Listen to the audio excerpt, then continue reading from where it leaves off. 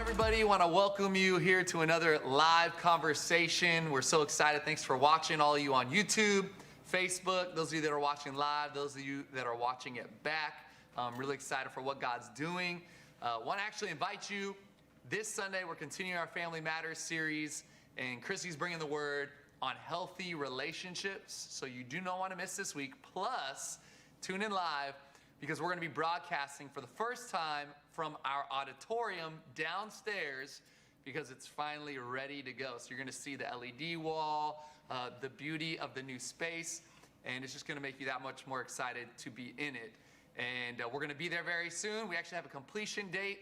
We're supposed to get our certificate of occupancy on October 16th.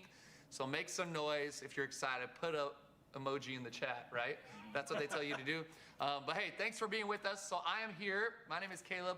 For those of you who don't know, lead pastor here at Project Church, along with my wife, Chrissy. But we got a boys' night here tonight. And so I have some of my oldest friends here. We've been friends going all the way back to, Drew's mom was actually my 4th grade teacher. So I think that's when I first met Drew. John and I became friends in high school. And then Josh and I became friends in high school as well. So I go way back with these guys. We're in a group chat where we still, to this day, group text chat where we still talk almost every day, mostly about the Sacramento Kings. But I'm going to have them introduce themselves, a little more about them, what they do, and then we're going to jump into this conversation where we discuss race and social justice and all that's happening right now around those conversations in our world. So we'll start down there. All right. Hey, Drew Henson. I'm actually a children's pastor at Capital Christian Center. I'm married and I have 3 boys, so every day is WrestleMania at the house. 3 very young boys. Very young. 3, almost 2, and 5 months. He's in the thick of it. Pray for him. For sure. My name is John Buckner, and I've been married 12 years. I have 3 kids. I have a son, he's 10, daughter who's 8, and another daughter who is 5, almost 6, about to turn 6. And so my wife and I, we were in ministry on staff at churches for years. Now we're health and wellness coaches, and so happy to be here. And taking new clients. And that's where married stops. And now Guzman tells his story. He's looking for clients too. I'm For good. marriage. No, go ahead. My name is Joshua Guzman. I am not married. That's perfectly That's fine. so depressed. I'm happily not married. I'm a high school teacher in Sac City Unified School District. I teach at the high school level and lower income school, and I really enjoy what I do. I also attend Project Church. Maybe you've seen me. This isn't. In terms of appearance, this isn't one of my finer looks. As you can tell, I've been totally quarantined, looking a little white or pale, and hair's a little out of control. But good to be with you guys. Haven't had a haircut in 6 months. We appreciate that about you. But you are repping the Kings, so that's a good thing. Yeah, someone think it fine. So we go way back. We've been friends for many years. In fact, John and Drew and I all went to the same Bible college in Springfield, Missouri. So our relationship, continued after high school, where we were in close proximity together for a few years after high school as well. You guys worked on staff at a church together, and then we've all stayed very close as friends. And so I thought it would be cool in this conversation, a conversation where we're going to talk a little about race, a little bit about social justice, that we get the perspective from a group of people who've been friends for a long time and yet have different perspectives. We've grown up in different environments, obviously different races. And so, framing this conversation, I think throughout this whole quarantine, we can all recognize that this has been a tough season. Like quarantine alone, COVID alone has put a lot of stress, anxiety on us, on our families, a lot of challenges. And then you throw in there the racial conversation, people being killed at the hands of police, and we're watching it on video. And then now there's, protests and rioting, and it's all been a lot, I think. And yet that doesn't mean we should avoid this conversation. And so I think that as the church, for a long time, I think the church did avoid the race conversation, the social justice conversation, and we just said like, it's about grace, not race. It's about sin, not skin. And it's like, no, wait a second. Like, no, race is really playing a part in what's happening in our world. The color of our skin does affect, what our experiences are even throughout life. And so, saying all that, I wanted to kind of start this conversation by hearing from you guys. And I think that we've all been seeing the news, we've been following social media, we've been watching other conversations on this topic. And I want to actually start with maybe what's positive. Like, what have you guys seen with a lot of conversations on what is justice and what is social justice and what is, Black Lives Matter and where do we fit into that as the church? Like, what are some of the positives you've seen throughout these last few months? Starting with really when George Floyd was killed, that's what started this conversation. That's what started the protests and the marches, which, some of us were at. But what have been some of the positives that you guys have seen that have come out of a tough season? So we'll start there. Who wants to go first? I think one of the positives is the conversation of race in the church has been highlighted like it's never has before. Now that's brought a little bit of division because of certain people's beliefs and the way they see things. It's caused some division, but it's also created good conversations, that I think are needed. So I feel like that's one of the big things that I've seen a positive. Yeah, I think the younger generation definitely has had a hard time with the church because they feel like we've avoided those conversations, that we've almost turned a blind eye to them. We've said all those statements that I just said.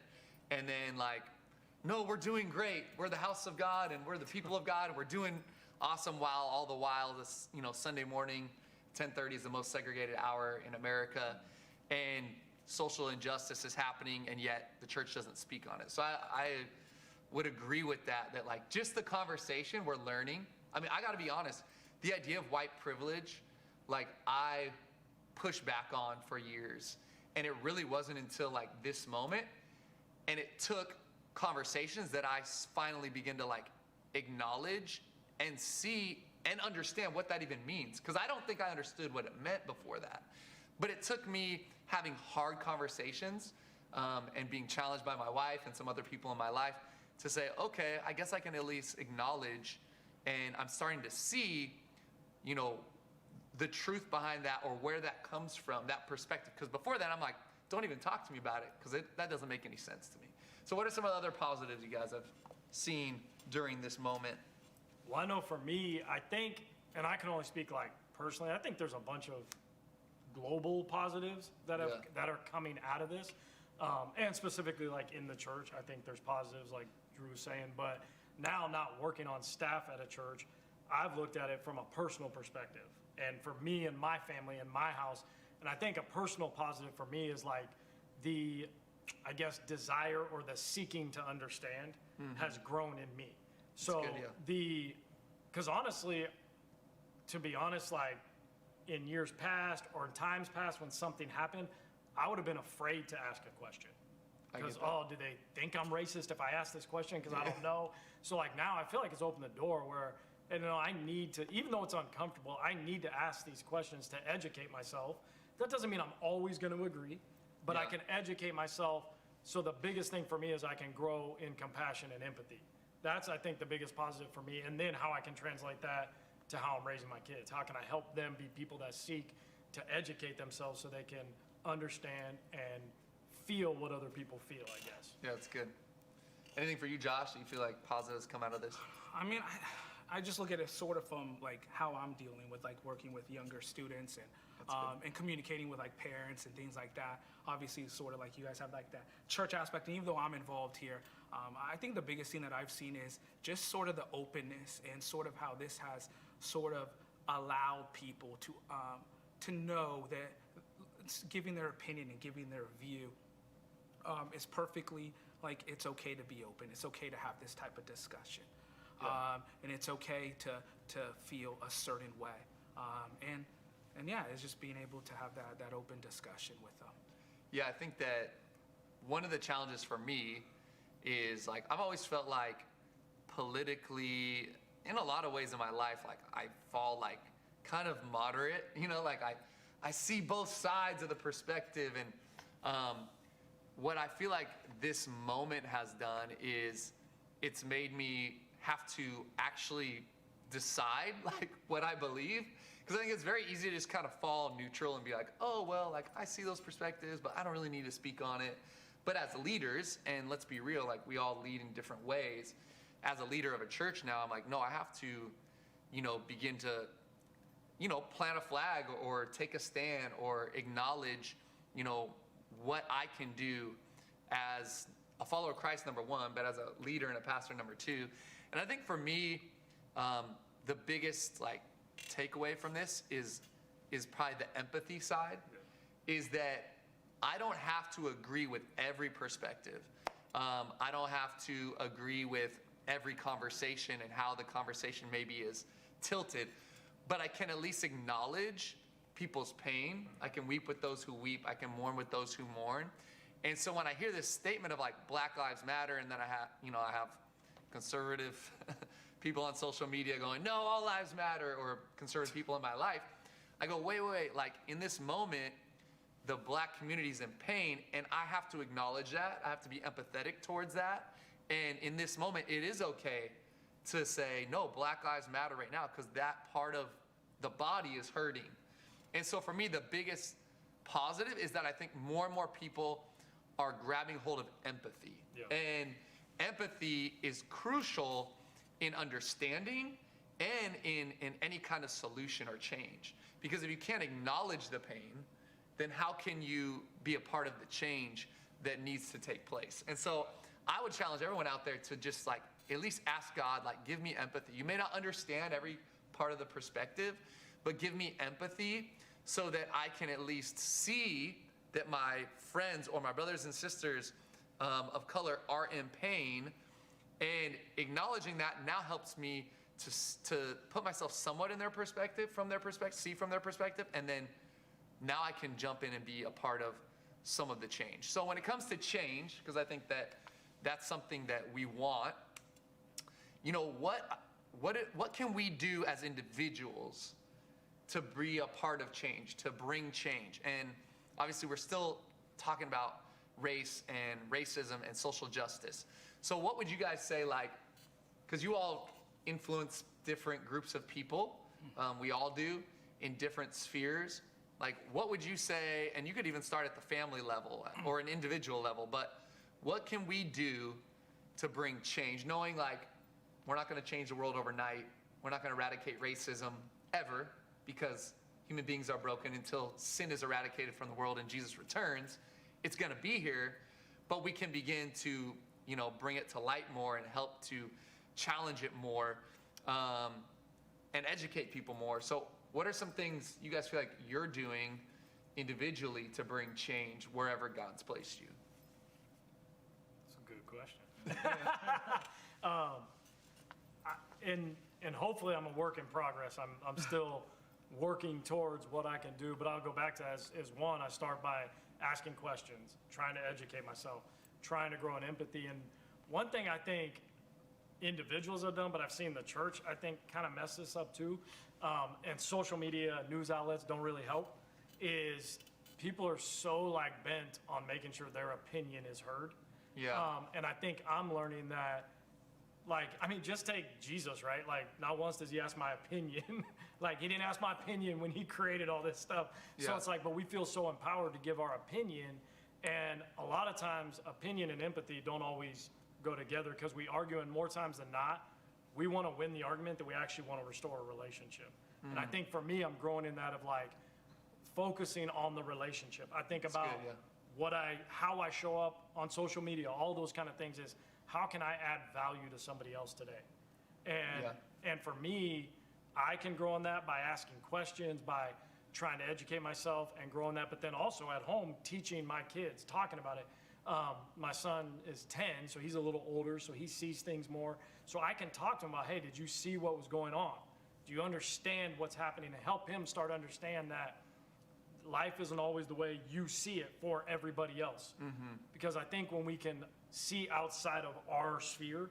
Everybody, no matter what, you have a bubble you're in. Yeah. If you can see outside of that and understand where somebody else is, and just like you said, grow in that empathy to where, you know, I think about like Jesus, everywhere he went, he made sure whoever he was talking to, that they were seen, they were valued. Yep.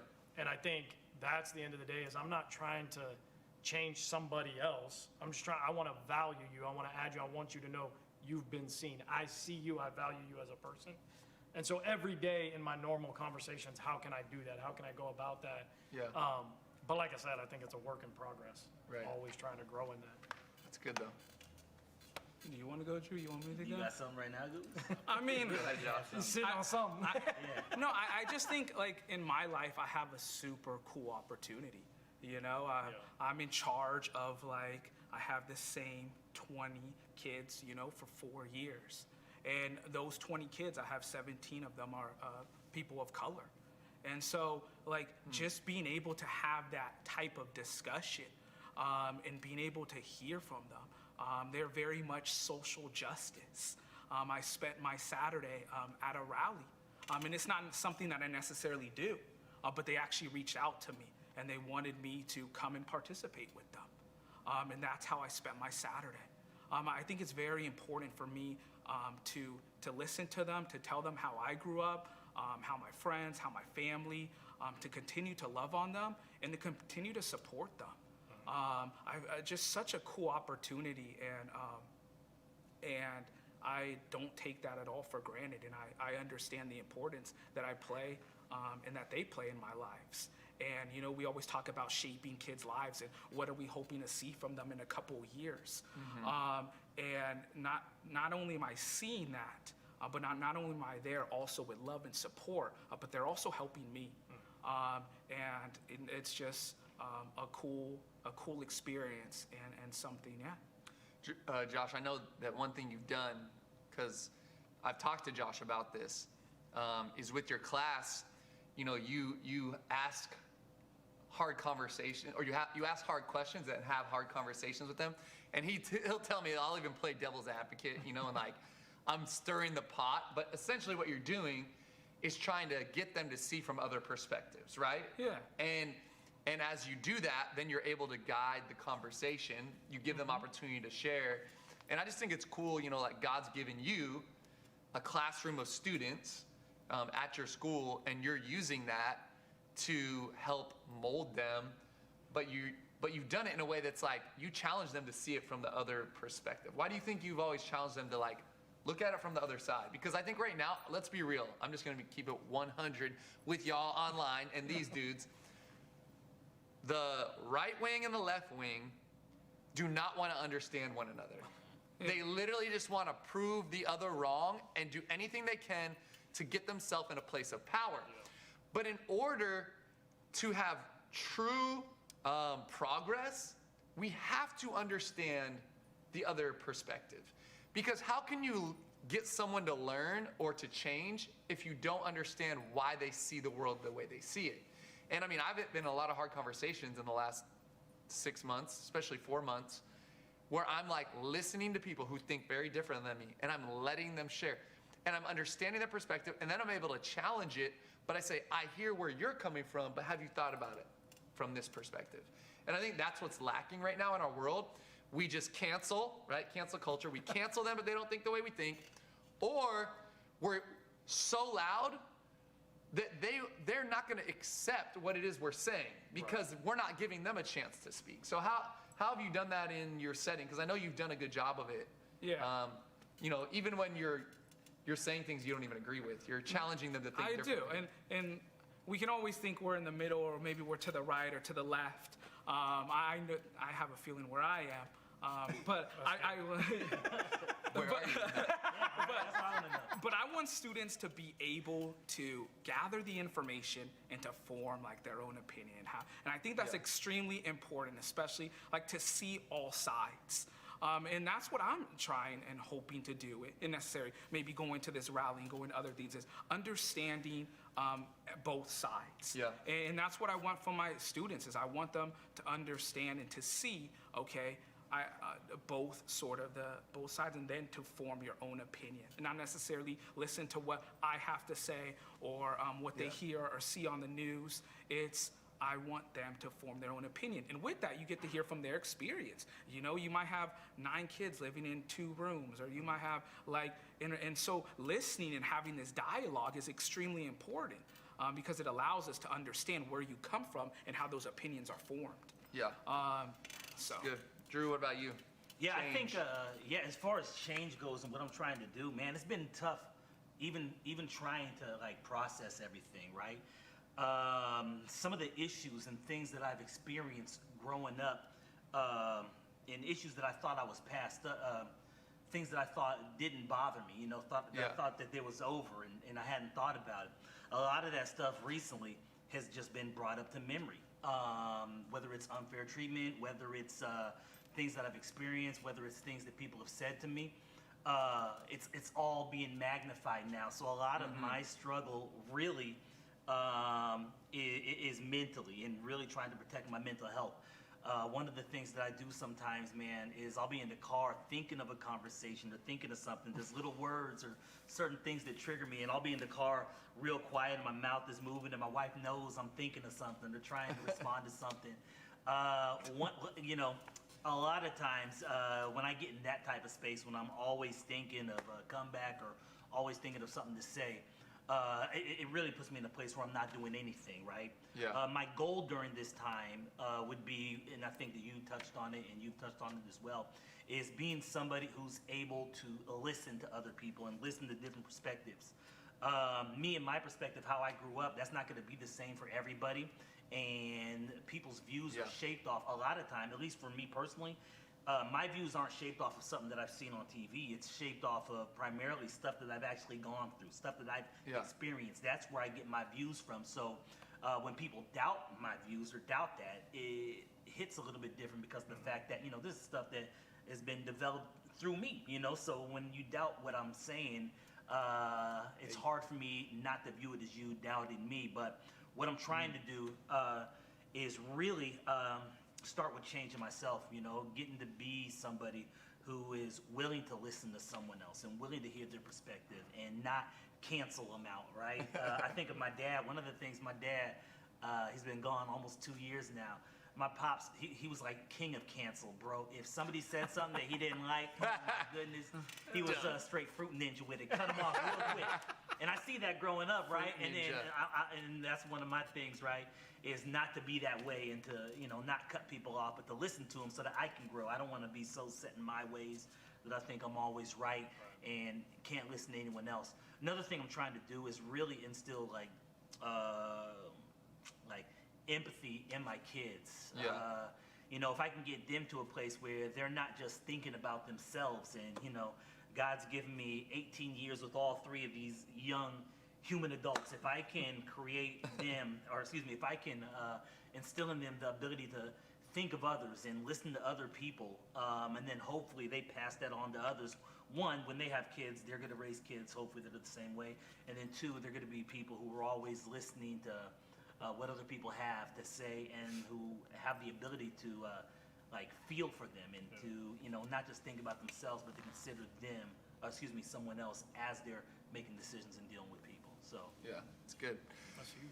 So, as I'm, you know, sitting here, I'm thinking about, you know, our upbringings. So, Josh, half Venezuelan, half Salvadorian, correct? Okay.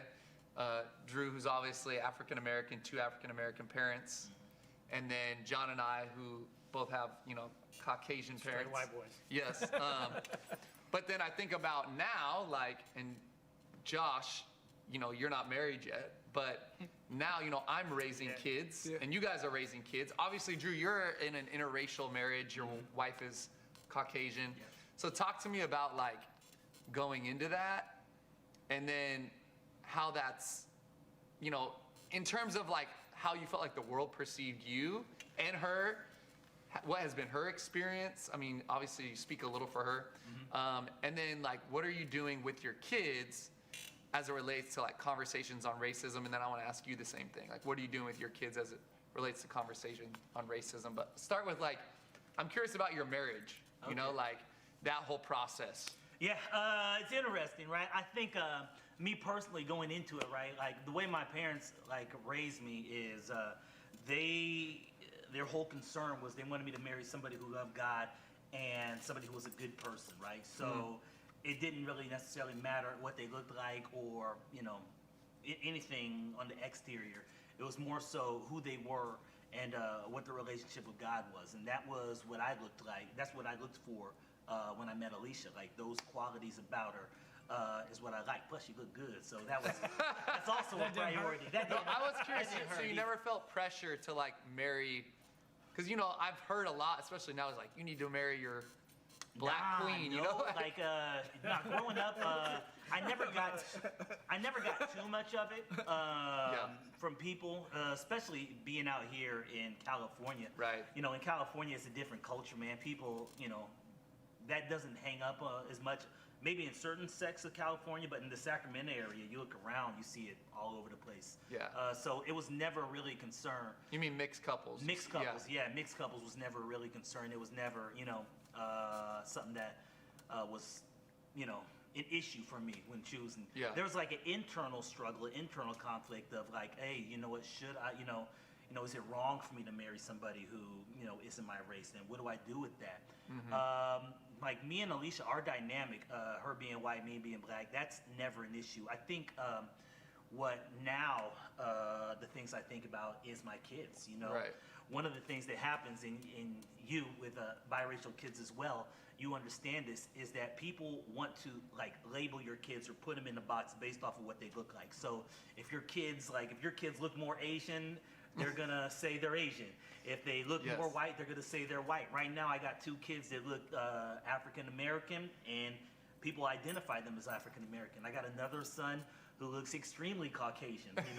I take him out, like I had him and my oldest son together, and someone was asking like, "Are they both yours?" I'm like, "No, I just stole this white kid." Of course, they're both mine, right? So I think of that, and I wonder, how society is going to treat them. Like, where do they fall in line as far as what they identify with?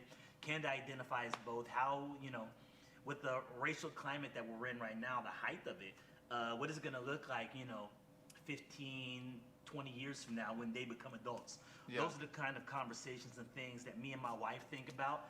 And it's something I pray for. Right now, my kids are so young, they don't understand it, right? They don't really get it. course, Trey yeah. kind of gets it a little bit. The other day, he got mad at me, and he yelled. He was like, "I'm going to live with some black people." I'm like, what you mean live with black? I'm like, you live with me. I'm like, what do you, I don't know. What am I, right? Yeah, what am I, right? So, your brothers. So That's hilarious. he kind of picks up a little bit of it now, but at 3 years old, he's so young, and he doesn't get it. So Yeah. I just think about that when they get older, and depending on where we are in the country, it can change too. Here in California, people, it's a melting pot. People don't necessarily, Yeah. it's not quite as difficult navigating some of those issues, but Right. we all went to school, with the exception of Goose, we went to school in Missouri. And in the Midwest, and when you start getting in the South, it's Very it's different. different vibes. So, those are the things. But yeah, as far as me and my wife, never had any issues. Her parents were great. Yeah. That hasn't been the case for everybody. It's more so now, like we worry about our kids and what Kids, their yeah. upbringing. Well, especially looking at the world right now. I mean, I asked that because we actually have a lot of like interracial couples in our church, like mixed couples. And so I know that we've all dealt with that like in a different way. Like some families have been super accepting and others haven't. Yeah. I even remember going to Chrissy's like family's the first big family, wedding, and I walked in, there's like 100 Asians. And I walk in, 6'3" white Giant kid. white Yeah, guy, and I'm like a foot taller than everyone. Yeah. And no lie, like, and they probably don't realize this, but I didn't feel very accepted, like welcomed. And it was actually one of the first times ever that I walked in a room and I was like, where I didn't feel like I was the majority, and number one, and then number two, where I didn't feel completely accepted, like, oh, it's no problem. I walk into any room, I feel great. And it was like over time, going to weddings and events with all their family, that more and more I felt like, oh, they've welcomed me into the family now. Yeah. But it was like a little taste of what I think people that look like you, experience maybe, you know, often in their life and in their experiences. Yeah. And so, you know, just having a little tiny taste of that, I'm like, man, I don't really know what it's like at all to be black in this country. But, you know I didn't like that. I didn't like feeling like an outsider, feeling like people are looking at me in that moment, or like I wasn't completely accepted. And so I think that a lot of us, especially with how in California it is a melting pot, I think that it feels like, oh, it's so much more normal here and it's more accepted to have mixed races and we all get along of all different races. And yet at the same time, maybe sometimes there's more subtle racism happening. And because it's just normal for us, we don't even realize that we're uncomfortable at times. So talking about your kids, I mean, obviously, I'm sure you've had conversations with them about race, about people of different races. Like, what does that look like? What are you trying to instill in your children, John? Man, it's such a good question. And it's so tough, like with kids, because you're like, it's been that balance too with not just race, but COVID, everything going on. I'm like, I mean, your natural instinct as a parent is you want to protect your kids, right? So like, Yeah, I don't want to absolutely. freak them out that the world, everybody hates each other, everybody's gonna get sick. So I'm like, just shut off the news, don't, you know, so you balance that with like, well, no, they need to kind of feel some of this. Yeah. And I think, like my experience growing up, like my mom and dad were best friends with Drew's mom and dad. That's how our family's all connected.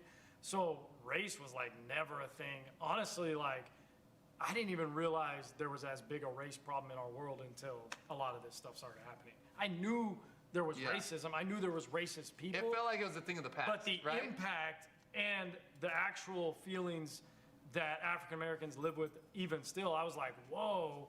And so I think for me, like with my kids, is what I always try to teach them is honestly like kindness. Be the kid who's kind to people. Be, and like you're talking about, you don't want to be the outsider. We've taught Yeah. them not necessarily, hey, if you see somebody who doesn't look like you, go, but like just anybody, if it's a new kid to school, Yeah. like teaching them just to be kind people. Because I think like, and this isn't like an educated thought here, like, so I'm not saying, I personally don't think people are born racist. Yeah. I think a lot of that is instilled with what you grew up in, culture, where you grew up. Yeah, it's taught. And so I think a lot of people grow up and you see these generations that grow up that's all they've ever known. And they didn't even know that was an offensive statement because that's what granddaddy said and that's what his granddad Totally. said before him. And so I'm like, can we change that narrative? That culture. And yeah. I can, with my kids, teach them to be kind, but also have conversations. And like I've said, more so with my son because he's a little older and understands it a little more.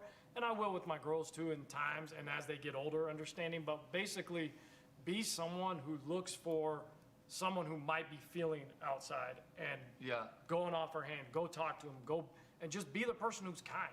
Because like, honestly, at the end of the day, kindness wins. If you're the guy who's kind, if you're the kid who's kind, like, you're not gonna have a problem having friends. You're not gonna, you know what I mean? And so be kind to people. And I love what you're saying because I think there was like that theme with everybody is like, learn to listen. Like, learn yeah. to listen to people, value people's stories. You know, because like you were saying, your experiences, it comes out of what you experienced, not what you saw on TV. And if somebody devalues that, it's almost like they're devaluing you. And I think that's the thing is I don't have to even fully understand your experience. I might not even agree with everything your thought process is, but your experience is your experience. And Yeah. as a number one follower of Christ, I'm gonna value that because that's your experience and that actually can help me Right. understand and empathize. And so if I can teach that to my kids, everybody comes from, you know, and even beyond race, not everybody comes from a home with two parents in it. Not everybody Totally. home. So understanding, a kid might be acting out. Like somebody might be going, they might have some stuff going on at home. And that's been a conversation we've had a lot. If somebody messed around or somebody got in trouble, we'd be like, they might have some things going on at home. So like, you know, pray for them, have grace, understand, and just help them be people that looks beyond what's right in front of them sometimes and be someone who's kind. That's good. It might seem small, but I mean, honestly, like I said, I'm a work in progress, trying Yeah. to learn how I can be changed where I'm at. So Josh, I know you don't have kids, but you spend a lot of time with a group of kids. Yeah. They're high school students, right? So what would you say you've seen like from the perspectives of students and the ones that you feel like are healthy versus the ones that are unhealthy? What are some of the common denominators? I'm just curious. Like Healthy in terms healthy of- emotionally, healthy emotionally. Like, what are some of the common denominators you're seeing in your students of the students that are healthy emotionally? Well, I know I'm putting you on the yeah, spot. no, it's perfectly fine. He did It's- not know this question. Truthfully, it's cool. Like we didn't get any questions, so it's like we're going into this like. He's oh, lying. I did send them a document, But no, but not this question. yeah, I come. It's cool. It's a unique situation, and it's so we honestly we have a lot of unhealthy kids. Yeah. We're right here in downtown Sacramento, and so it's weird saying healthy because I look at that and I just see so many people who are unhealthy and hurting. So there's a lot more dysfunction. Correct. And it's not just necessarily in terms of race, but you Yeah. do see it's more in terms of, and I guess you could say it's people of color, it's poverty, it's not having two parents, Yeah. it's not having people who love them, it's not having people who care for them. And in reality, that's why I always say it's an incredible job that we have because that's our job in some instances. We're that person they look to.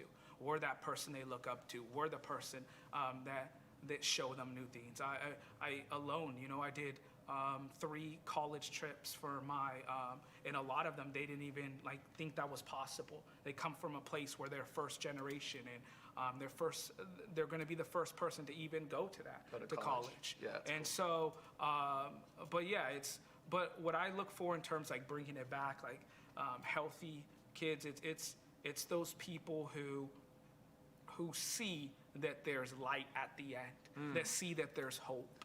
So sometimes they need someone to show them that there's hope. Yeah, and that's the cool part that we can all play and you guys play and I play in is that there is hope. Yeah. And so, but yeah, that's what those kids that see it's during these dark times they know it's going to end and they know that things are going to get better. And that's the type of healthy, positive kids. Yeah, the reason I asked is because obviously I acknowledged and talked about white privilege for a moment earlier. I think that there's different levels and types of privilege. And all the studies show that if you have a 2-parent household, and especially if there's a father in the home, that is basically the ultimate privilege because statistically speaking, you have, you're 3 times less likely to drop out of school, you're 4 times more likely to have a good income for the rest of your life, you're 5 times more, there's all these stats.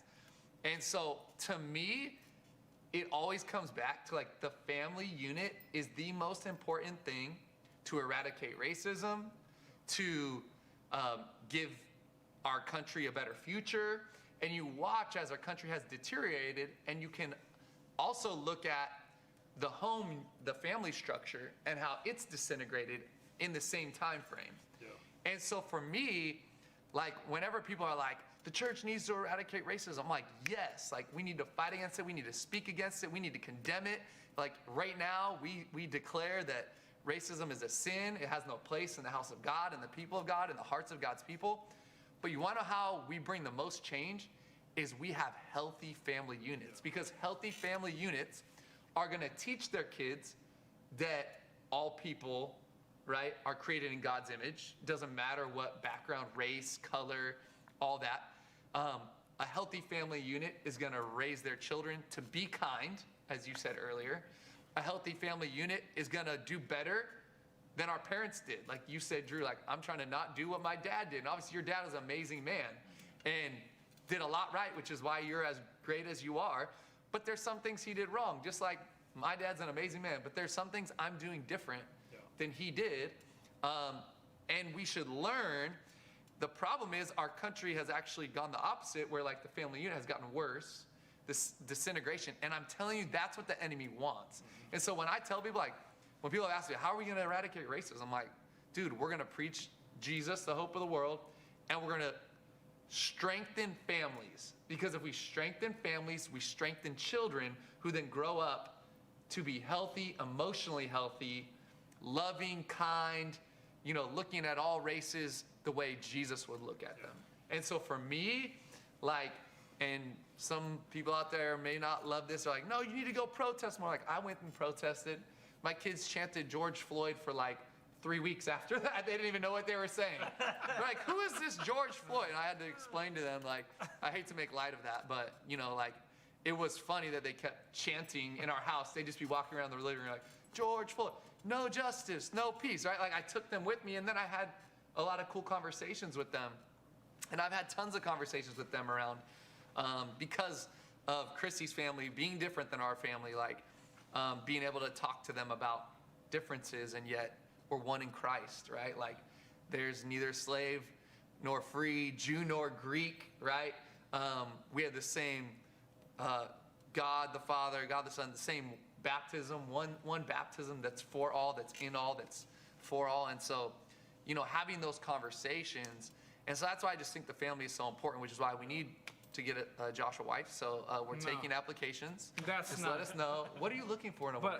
But I will say, going took it off back the serious. like, going off, He's like, going off the family Do unit. you have a racial preference? I'm joking. But no, because you're talking about the family unit, and it has me thinking, especially like my mom, she was a wonderful person, and both my mom and dad grew up, and they came to this country in their 20s, and they've allowed my sister and I to have a great life. But I always used to remember my mom. She always used to be like, Joshua, like, there's always going to be kids who don't like you because you're brown, or who don't like you because you aren't brown enough. And I always remember that. Because good, she always used to tell me that. And if you guys don't know, my name is really Josue. On my license, my students, everybody calls me Josue. In reality, when I introduce myself, I almost say, "Hey, this is Josue Guzman." It started, when I was a young kid, and you had white teachers who couldn't pronounce your name. Yeah. But and so I started changing it when I changed it to Joshua. But I always go back, and I remember to the support that I had and the family that I had, in the sense of being who you are, and that loving sense of loving everybody, and yeah, it made me think about that. So I want to go on that. This will be the last thing we do, and we're going to shut this down. But talk to me about your family unit. Like, tell me about both of you guys. I just want to hear your perspective on, like, what your family did for you in the perspective that you have as it relates to just being who God's called you to be, and the impact. I know you have different experiences, so. You want to go first? Rock, scissors, paper, fork. No. Not kidding. I'll go first. I think, like, one of the things that my dad did, he instilled the importance of family, having fun together. His whole thing was faith, family, fun. So we were people of faith. We were in church every week, not only in church, but we were doing like home Bible devotionals together, even with the dog. The dog was at the devotions. That didn't work out good. Family times, man. Every year we went and cut down Christmas trees, right? We did fishing together. Me and my pops and my brother did a lot of family stuff. And fun. My dad was a fun guy. He grew up, his dad was a farmer, and a farmer in Maryland. Had a very hard life growing up, and never really played with my dad. I think my dad said that his dad only told him that he loved him like a couple of times. So my dad went the opposite of that, and always made sure that we were having fun and together, and always was making sure that he told us that he loved us. So those things have been big with me and with my kids as well. Another thing is my dad, similar to Josh's mom, is my dad let me know that there would be times that people would look at me a certain way or wouldn't like me because of what I looked like. Yeah. He came out of the 60s. He came out of heavy segregation times.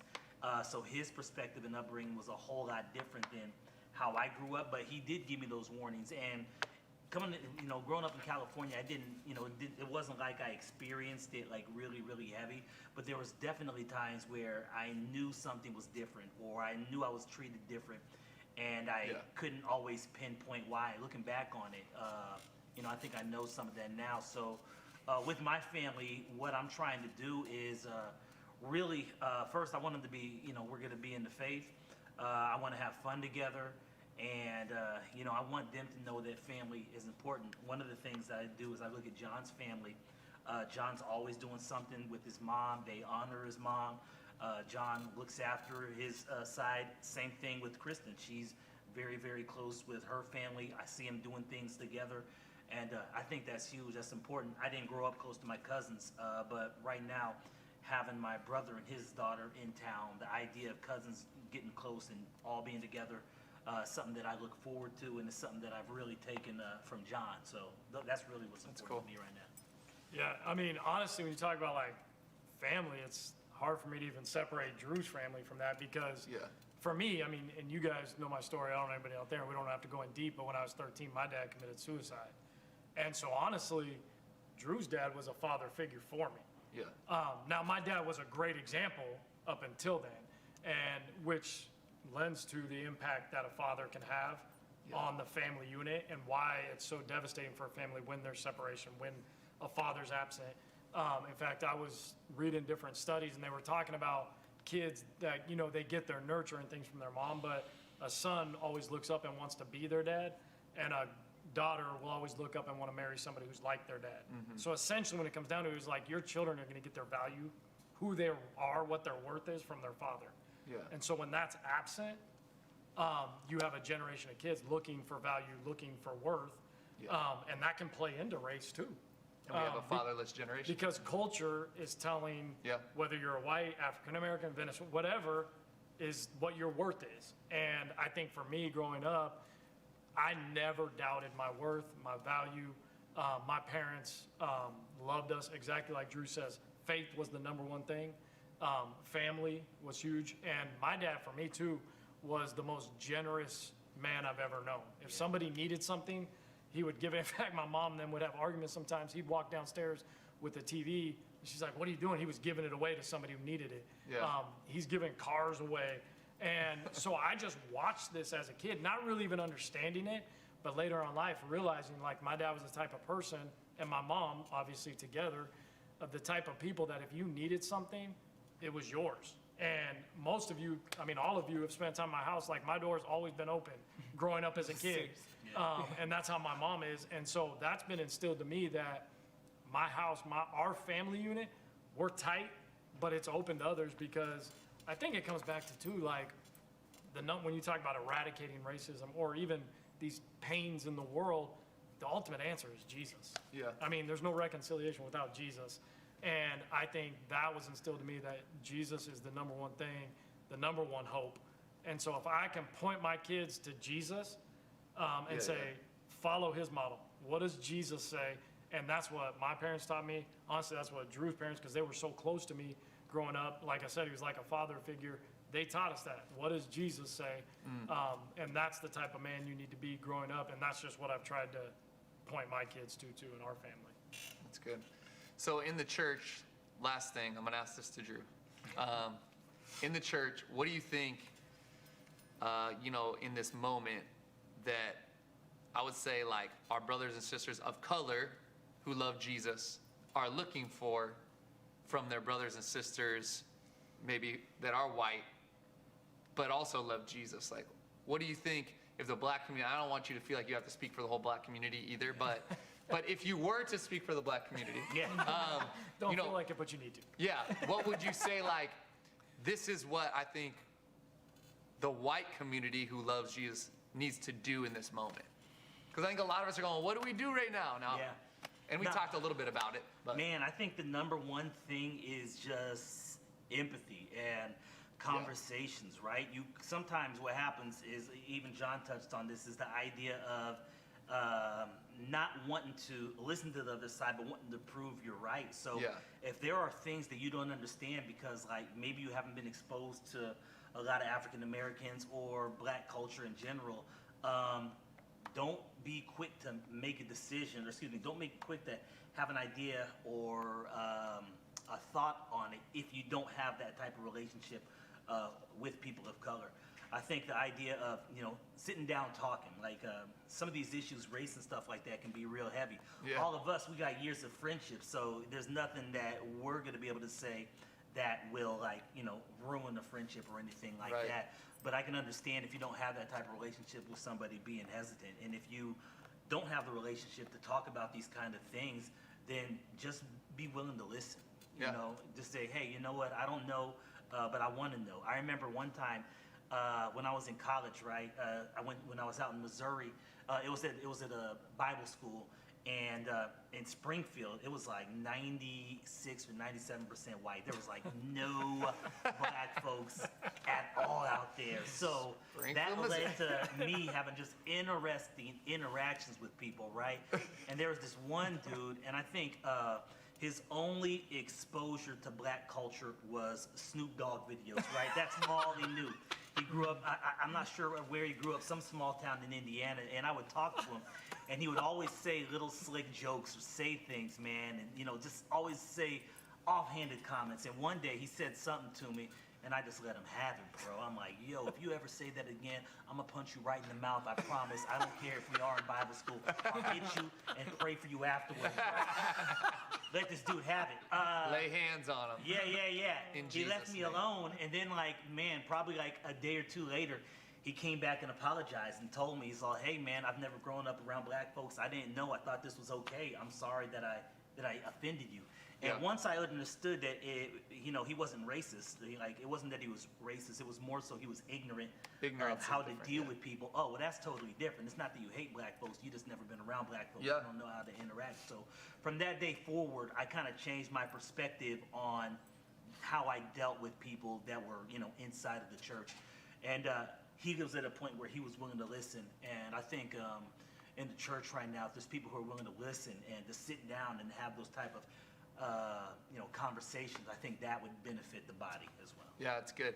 I think just for some resources for you guys, because I think a lot of people are like, what do I do in this moment? And that was really good, Drew. I think listening, empathy, we all could use more of that. And what you said is so true. I think there's a lot of people, there may be racist undertones, but a lot of it is ignorance. Yeah. And when we're ignorant, we can do things or respond in ways that if we were educated, we wouldn't. And so education is huge. So I want to give you some resources to educate yourself, because I know some of you out there are listening and maybe you haven't loved everything from this conversation. That's okay. You don't have to agree with everything we say. But I've been watching the Uncomfortable Conversations with the Black Man. The one with him and Carl Lentz were really good. And, he talked about the church and how the church should act. Carl Lentz did an interview on Hillsong NYC with T.D. Jakes, which was probably the best one I've seen. Incredible. Stephen Furtick from Elevation Church did an interview with John Great. Gray. Thank you, John Gray. That one was really good. So I just encourage you guys, go listen to some different conversations, because those have all helped me. It's helped me to become more educated in an area that I thought, I'll just be honest. I thought, bro, racism, I know everything there is to know about this. I'm down with the black people, I'm down with the Asian people because I'm married to one. I'm white, so the white people love me. I was thinking, I got this race thing on lock. I got, my Salvadorian boy, Michael Gonzalez, behind the camera right now. And then I started to realize, no, I have, some things in me that I can't accept, that I'm hearing these conversations. And as I've educated myself more, I've actually begun to realize, oh, no, some of it was just ignorance.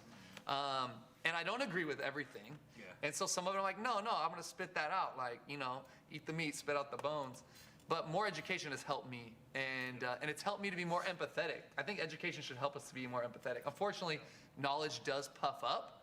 So I think that's what the Word of God tells us, what Proverbs tells us. So I think that some of you out there maybe have read and watched so much that you think you're better than everyone else. You're more woke than everyone else.